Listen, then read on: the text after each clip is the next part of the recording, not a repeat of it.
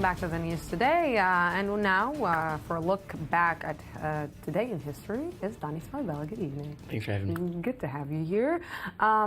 Israel celebrated 67 years, and somebody else also is celebrating 67 years. Well, there's been a lot of decades of NATO, the North Atlantic Treaty Organization. Actually, on May 18th, 1950, almost 65 years to the day, because there were several layers of NATO becoming NATO. 12 nations came together and in defense of the United States and Europe.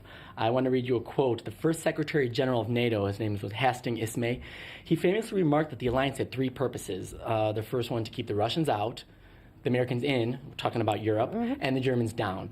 So, NATO achieved this mission decades ago, yet the alliance continues way past the end of the Cold War. Well, we're always talking about what is these bodies like NATO, like UN, like EU, what is the real power that they have? What is the real power that NATO has? This is a very tricky thing because it was about Western security, but now the Cold War is over. So 65 years later, what can be made of NATO's existence? And many people question this. Many people are against some of the things that NATO does because some of the NATO missions, like in Bosnia or Kosovo, have been ambiguous. They've had ambiguous results. Libya, even Afghanistan. As it stands, Washington presently accounts for about 70% of the overall NATO military expenditures, and the rest of Europe really isn't holding its weight.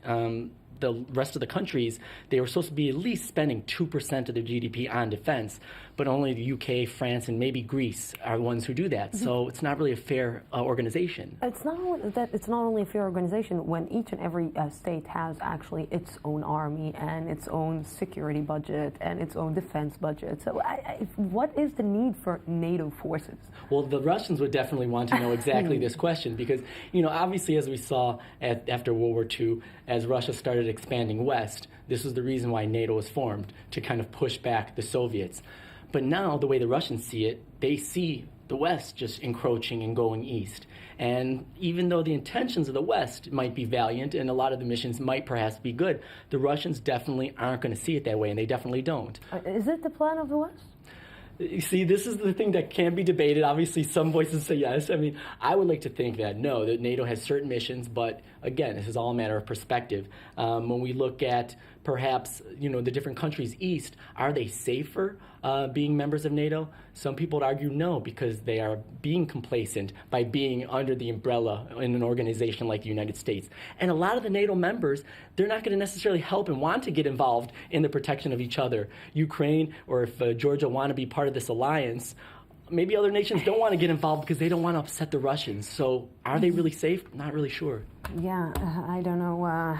It's another group of people that talk a lot. And okay, I'm not saying anything. Danny Smarbella, thank you very, very much for this insightful look at NATO. Going back.